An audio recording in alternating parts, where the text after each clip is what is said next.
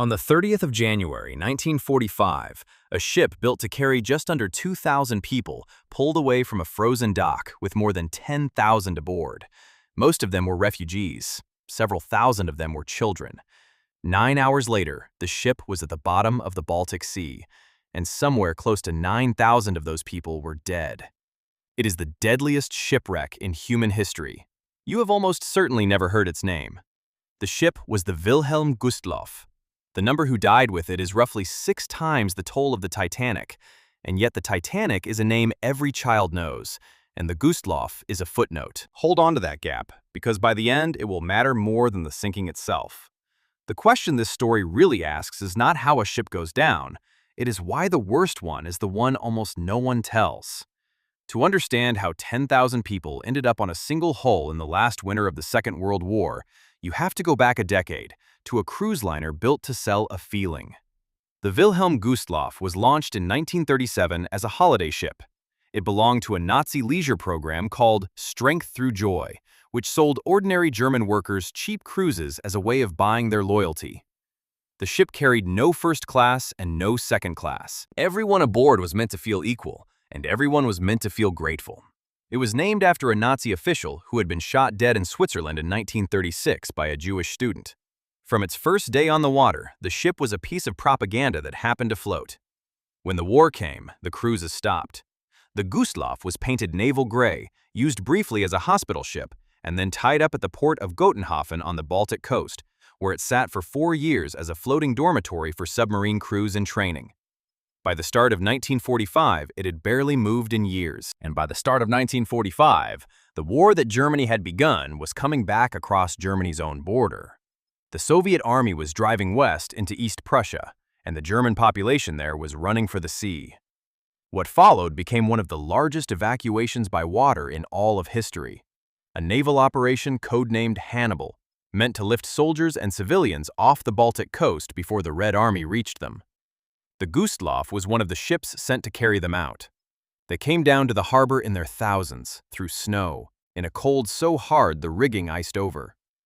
The ship had been designed for fewer than 2,000 passengers. The official manifest recorded just over 6,000.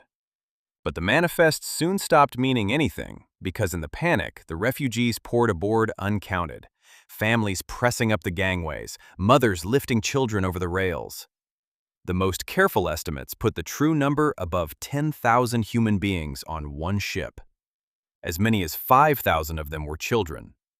The Gustloff sailed on the afternoon of the 30th of January, overloaded, riding low into a freezing sea. Its escort was thin.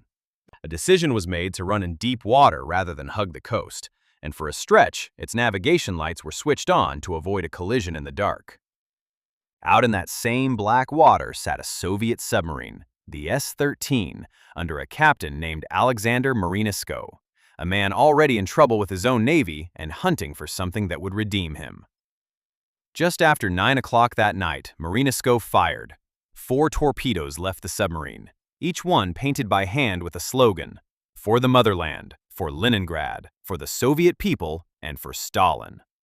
The torpedo marked for Stalin jammed in its tube and never launched. The other 3 found the Gustloff along its length, at the bow, amidships, and beneath the engine room. What came next came fast. One of the torpedoes struck near a drained swimming pool on a lower deck, where a group of young women of the Naval Auxiliary had been quartered. Almost none of them survived the blast. Above, the ship had thousands too many passengers and far too few working lifeboats, and many of the boats were frozen solid in their davits, sealed shut by ice. The air was well below freezing, and the water barely above it. People who got off the ship and into the sea did not so much drown as freeze in minutes. The Gustloff rolled and went under in less than an hour.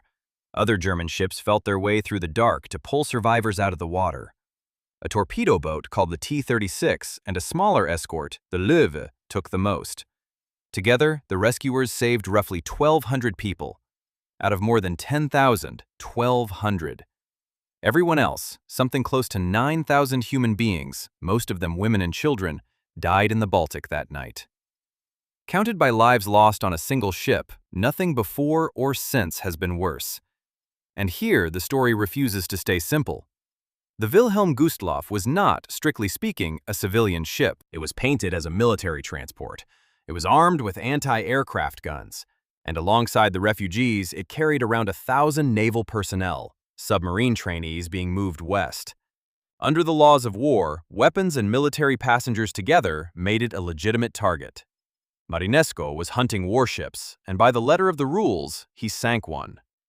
The charge that has trailed him ever since, that this was a war crime, has never truly held. So this is not the story of an undefended ship deliberately massacred. It is something harder to hold. It is the story of thousands of children who happened to be aboard a lawful military target and who were just as dead either way.